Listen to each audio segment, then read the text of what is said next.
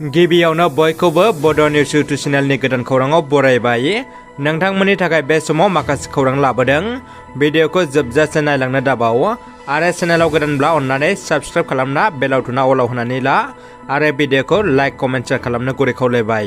दानिया फैदो दिनैनि खौराङाव।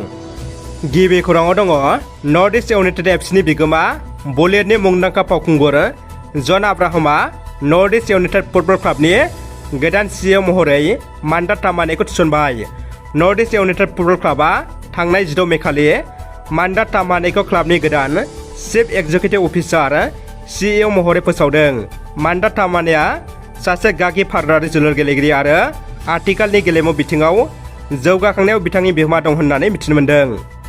रायजो सोरखारनि रुरेल इनफ्रास्ट्राक्चार डेभेलपमेन्ट फान्ड 2021-22 बिथांखिनि गेजेरजों बिटिआरनि ना फिसिग्रा बिफाना थ्री व्हीलर भेहिकल आरो आइसबक राननानै होदों।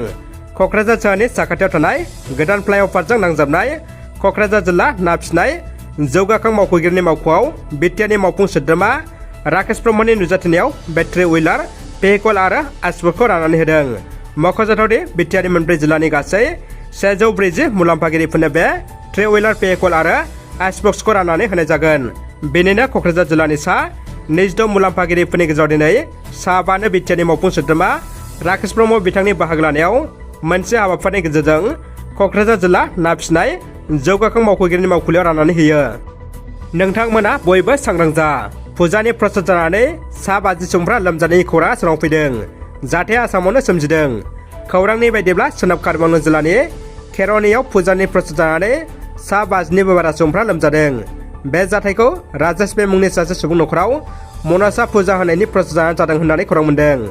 मिथिनो मोननाय बायदिब्ला फुजानि प्रसाद जानायनि उनाव देहानि थासारिखौ मोजां मोनैयाव प्रसाद जानाय सुबुंफोरखौ फाहामथायनि थाखाय देहा फाहामसालियाव थिसननो गोनां जादों। दानिया फैदो गुबुन मोनसे खौराङाव।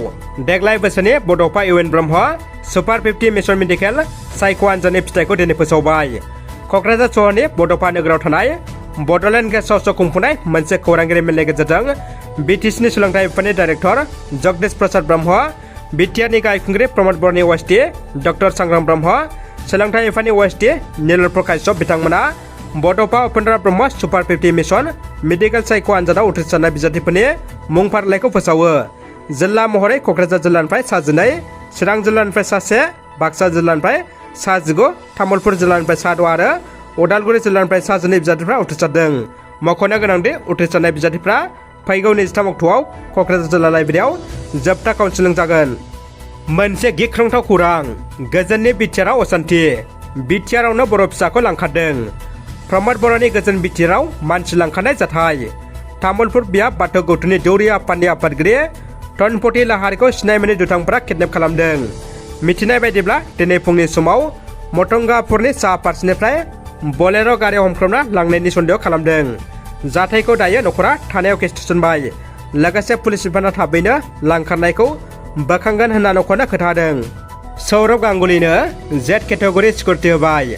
हादरनि बारग' क्रिकेट केप्टेन सौरभ गांगुलीनो बेंगल सरकारा बे खेबनिफ्राय जेड केटेगरि सिकिउरिटि होबाय। मिथिनाय बायदिब्ला वाइ केटेगरि सिकिउरिटिनि समा जोबनायनि उनाव बेंगल सरकारा बारग' क्रिकेट केप्टेन सौरभ गांगुलीनो जेड केटेगरिनि सिकिउरिटिखौ होनाय जाबाय। सावस्रिनि थाखाय मोनसे गोनांथार खौरां फोसावनाय। चिरां जिल्लानि सिङाव थानाय बिजनि बर' बाजाराव आयुर्वेदिक थेरापि सेन्टारखौ गासिबो सुबुंनि मोजांनि थाखाय गायसननाय जादों। माखासे साननि सिगांनिफ्रायनो सोरनिबा देहाया सानाय सुनायजों भुगिना दंब्ला बेवहाय फाहामथाय लाफैनो हागोन आरो गाहाम सावस्रि सुबुङाबो गावनि देहाखौ आरो मोजां रिलेक्स खालामनाबो लानो हागोन। बेनि अनगायैबो जेरै सिं सानाय, हान्थु सानाय, मिजौनाय, मोदोम सानाय, जरा सानाय, गोदना सानाय, पेरालाइसिस आरो खर' सानाय बायदि बायदि गोबां प्रब्लेम गोनां सुबुंफ्रा फाहामथाय लाफैनो हागोन। सोरबाफोर बिथांमोना गोजौनि जायखिजाया बेफोरबायदि प्रब्लेम दंब्ला सागराव होनाय जानबुं नम्बराव आबुङै खौरां लाहरनो हागोन। दानिया फैदो जोबथा खौराङाव। एमएलए जयन्त बसुमतारिया गुवाहाटी मेडिकेल कलेज एन्ड हस्पिटालाव एमएलए रबिराम नार्जारिनि देहाखौ खौरां लाहैदों। लोगोसे थाबैनो गाहाम देहायाव फैफिननांगौनि थाखाय आरज गाबदों। मख'नो गोनांदि बिस गोनां आदार मोनजाफ्लांना जब्रा जानांनाय एमएलए रबिराम नार्जारिखौ गोजौ आरो गाहाम फाहामनायनि थाखाय बङाइगाव लवार आसाम देहा फाहामसालिनिफ्राय जेएमसिएचसिम लांनाय जाबाय। रादाबा एसेनोसै लोगोफोर। रादाबखौ जोबजासे नायनो थाखाय नोंथांमोननिसिम गोजोननाय आरो साबायखर बावबाय। गोजोन्थों।